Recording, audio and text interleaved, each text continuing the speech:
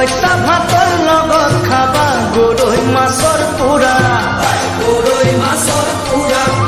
ধনী বুঢ়া দৰা লবা ঘটিবলৈ টকা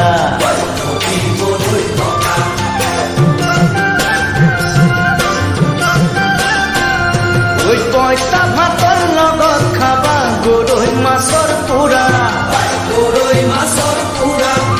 ধনী বুঢ়া দৰা লবা ঘটিবলৈ টকা